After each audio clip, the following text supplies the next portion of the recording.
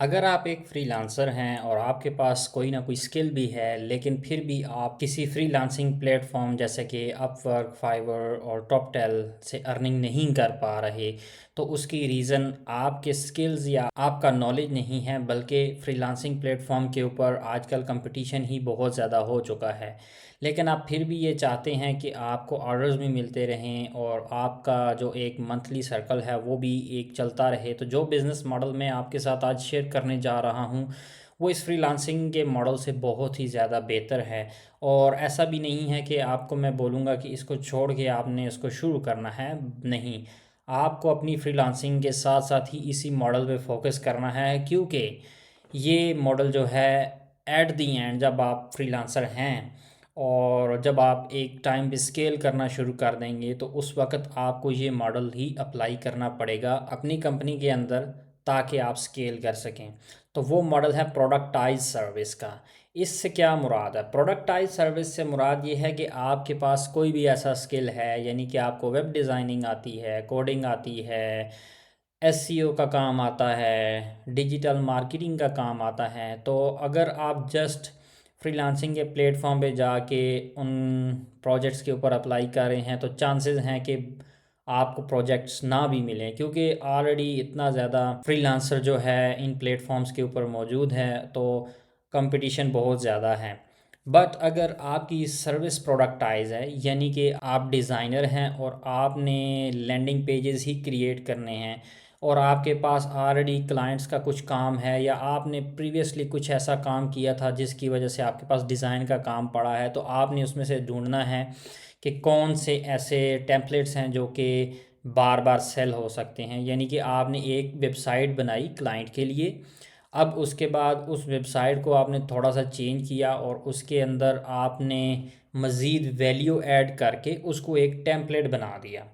अब वो टेम्पलेट जब आप सेल करेंगे तो वो आपकी एक डिजिटल प्रोडक्ट बन जाएगी और वो डिजिटल प्रोडक्ट जो है आप कहीं पे भी जाके सेल कर सकते हैं ऑनलाइन, जैसे कि UI8 पे सेल कर सकते हैं, इन्वेटो मार्केट के ऊपर सेल कर सकते हैं। तो वो जो आपका वेबसाइट का टेम्पलेट है, जब वो बिकेगा तो भी आपको प्रॉफिट होगा, प्लस अगर कोई क्लाइंट उसको कस्टमाइज़ करना चाहता है तो भी वो आपके पास आता है कस्टमाइजेशन के लिए, तो आपको प्रोजेक्ट मिल जाएगा।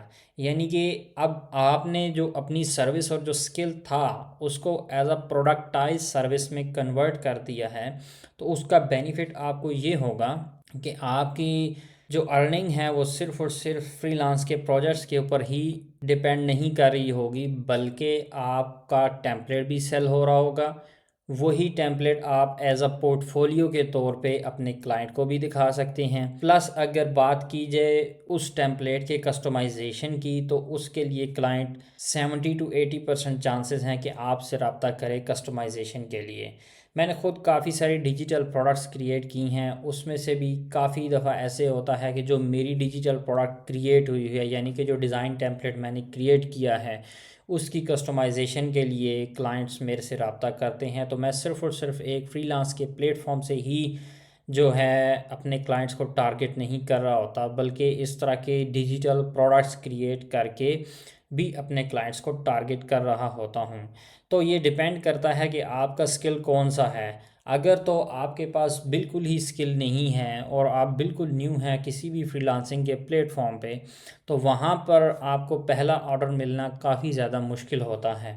तो उसका बेहतर हल ये भी है कि आप साथ साथ इंस्टाग्राम, फेसबुक और टिकटॉक पे ऐसे माइक्रो इन्फ्लुएंसर्स को ढूंढें जो कि अभी जिनके फॉलोअर्स भी कम हैं, जिनके व्यूज़ भी कम हैं, यानी कि 8-10 हज़ार फॉलोअर्स वाला कोई माइक्रो इन्फ्लुएंसर अगर आपको मिलता है, आपने जस्ट उसका कंटेंट देखना है और एनालाइज करना है कि ये किस किस्म का कंटेंट बना रहा है।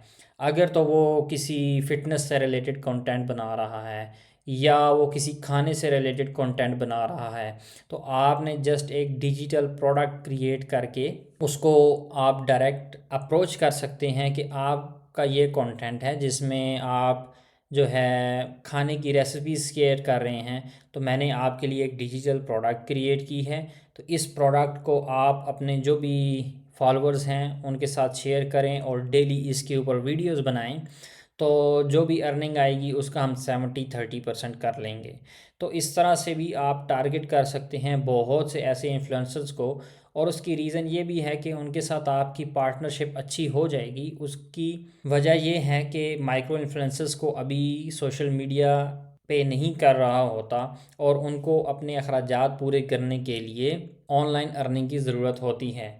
और अगर आपके पास भी स्किल नहीं है तो ये एक अच्छा कॉम्बिनेशन बन जाता है। मैं समझता हूँ कि आपने एक ऐसी प्रोडक्ट क्रिएट की, उसको आप अगर 30% के शेयर मार्जिन के साथ भी उसके साथ अगर शेयर करें और 70% मार्जिन वो भी रखें, तो फिर भी आपको फ़ायदा है, क्योंकि उस प्रोडक्ट को क्रिएट करने में सिर्फ एक दफ़ा की मेहनत है और बार बार वो प्रोडक्ट सेल होगी, बार बार वो कमीशन आता रहेगा। और ये 70-30 किस तरह से स्प्लिट किया जा सकता है, इसके लिए आजकल ऑनलाइन प्लेटफॉर्म्स मौजूद हैं, जिसके ऊपर आपने जस्ट जाना है और जिस बंदे की आपने प्रोडक्ट क्रिएट की है उसको मेंशन करना है, उसका शेयर मेंशन करना है। तो जब भी क्लाइंट आपसे बाय करेगा या उससे बाय करेगा तो डायरेक्टली आपके अकाउंट में पैसे 30% आ जाएंगे, 70% पैसे उसके अकाउंट में चले जाएंगे।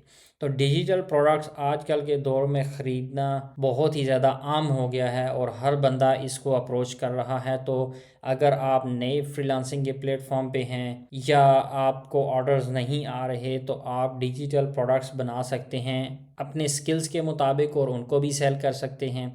प्लस आप किसी के लिए भी बना के उनको सेल कर सकते हैं। तो ये आपकी प्रोडक्टाइज सर्विस बन जाएगी कि आप जब भी काम करेंगे कोई भी, वो रेपिटेशन के साथ हो सकता है और उसमें बार बार आपकी मेहनत इन्वॉल्व नहीं होगी। तो ये बिज़नेस मॉडल फ्रीलांसिंग का एक अपग्रेडेड मॉडल ही समझ लें। लेकिन इस बिज़नेस मॉडल में आपको रिटर्न ऑन इन्वेस्टमेंट जो है वो बहुत ज़्यादा है आपकी मेहनत से। तो अगर आप सीखना चाहते हैं कि डिजिटल प्रोडक्ट्स कैसे बनती हैं या उनको कैसे क्रिएट करके हम सेल कर सकते हैं, या आपके पास कोई आइडिया नहीं आ रहा अब किसके लिए मैं डिजिटल प्रोडक्ट बना के सेल करूं, तो मैंने उसके लिए एक कंप्लीट कम्प्रिहेंसिव गाइड क्रिएट की है कि जिसके अंदर काफ़ी सारे आइडियाज़ हैं आप हर फील्ड से रिलेटेड, जिसमें मैंने बताया है कि कौन सी डिजिटल प्रोडक्ट क्रिएट की जा सकती है किस फील्ड के अंदर।